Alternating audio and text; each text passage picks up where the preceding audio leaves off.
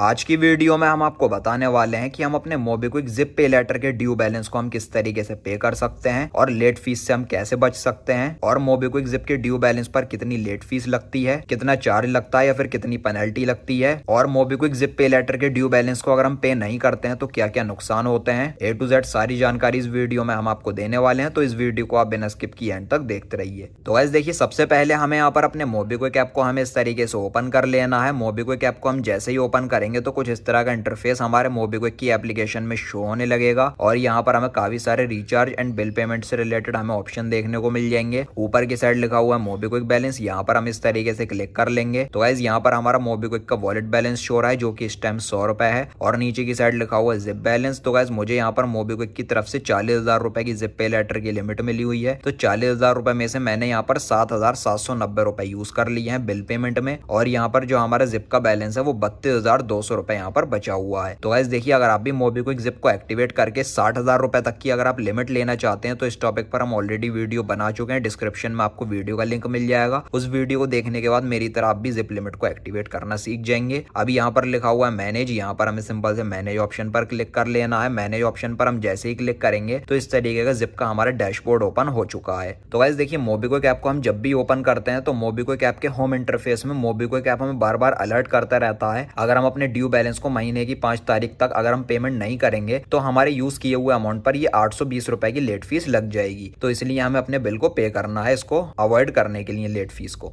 और गाइस देखिए, यहाँ पर 7,800 रुपए के यूज किए हुए अमाउंट पर 820 रुपए की ये लेट फीस शो हो रही है। तो जितना भी हम मोबीक्विक जिप का बैलेंस यूज करते हैं उस हिसाब से ये पेनल्टी लग जाती है। इसकी ड्यू डेट 5 अक्टूबर की है, आज लास्ट डेट है 5 अक्टूबर और अभी यहाँ पर 0 डेज दिखा रहा है। आज इस बिल को हम पे कर सकते हैं। अगर हम यहाँ पर मोबीक्विक जिप के चार्जेस के बारे में देखना चाहें तो ऊपर की साइड हमें स्क्रॉल कर लेना है और यहाँ पर लिखा हुआ है टर्म एंड कंडीशन। यहाँ पर हम जैसे ही क्लिक करेंगे तो मोबीक्विक ऐप की टर्म एंड कंडीशन इस तरीके से ओपन हो जाएगी और मोबीक्विक जिप के कितने आउटस्टैंडिंग बैलेंस पर कितना बाउंस चार्ज लगता है या फिर कितनी लेट फीस लगती है वो सब हमें यहाँ पर इस पेज में देखने को मिल जाएगी। आप यहाँ पर इस पेज का स्क्रीनशॉट ले सकते हैं, वीडियो को पॉज करके आप देख सकते हैं। और ये जितने भी चार्जेस यहाँ पर शो हो रहे हैं ये सब जीएसटी को हटाकर हैं, जीएसटी इसमें अलग से लगती है, यहाँ पर नीचे की साइड लिखा हुआ भी है। तो गाइस चलिए 7,800 रुपए के इस ड्यू बैलेंस को हम पे कर देते हैं, उसके बाद हम लेट फीस से बच जाएंगे। उसके बाद पेमेंट करने के बाद फिर से हम जिप बैलेंस को यूज कर सकते हैं। तो पे ऑप्शन पर हमें सिंपल से क्लिक कर लेना है, हमारा यहाँ पर अमाउंट आ चुका है। उसके बाद नीचे की साइड लिखा हुआ है पे, सिंपल से पे ऑप्शन पर हम क्लिक कर लेंगे और अगर आपके पास कोई प्रोमो कोड या कूपन कोड होता तो आप उसको अप्लाई करके कैशबैक, सुपर कैश या फिर डिस्काउंट आप पा सकते हैं। अब यहाँ पर नीचे की साइड लिखा हुआ है पे ऑप्शन पर हम क्लिक कर लेंगे। क्लिक करने के बाद काफी सारे पेमेंट मेथड हमें देखने को मिल जाएंगे, जैसे कि हमारे यूपीआई बैंक अकाउंट शो हो रहे हैं, 10 रुपए मेरा वॉलेट बैलेंस का भी यूज हो रहा है इसी के साथ साथ, और डेबिट कार्ड से भी हम कर सकते हैं और यूपीआई के थ्रू भी हम कर सकते हैं। एटीएम डेबिट कार्ड से करते हैं तो ये चार्ज लगा रहा है, लेकिन अगर यूपीआई बैंक अकाउंट से करते हैं तो कोई भी किसी तरह का इसमें एक्स्ट्रा चार्ज नहीं लग रहा है। और गाइस देखिए, क्रेडिट कार्ड का ऑप्शन हमें यहाँ पर देखने को नहीं मिलता है, लेकिन एक ट्रिक का हम यूज कर सकते हैं। क्रेडिट कार्ड के पैसे को हम अपने बैंक अकाउंट में ट्रांसफर कर सकते हैं और डायरेक्ट अपने बैंक अकाउंट से जिप के ड्यू बैलेंस को हम पे कर सकते हैं। इस तरीके से हम जिप की तरफ से लगने वाले लेट चार्जेस से हम बच सकते हैं। क्रेडिट कार्ड के पैसे को हम अपने बैंक अकाउंट में कैसे ट्रांसफर कर सकते हैं, इस टॉपिक के ऊपर बहुत सारी वीडियोस हम अपने चैनल पर ऑलरेडी अपलोड कर चुके हैं, वहां पर जाकर आप देख सकते हैं। तो चलिए पेटीएम पेमेंट बैंक से इस बिल को मैं पे कर देता हूँ। यहाँ पर मैंने क्लिक कर लिया, उसके बाद पे, उसके बाद यूपीआई पिन को एंटर कर देंगे, उसके बाद हमें कंफर्म कर देना है।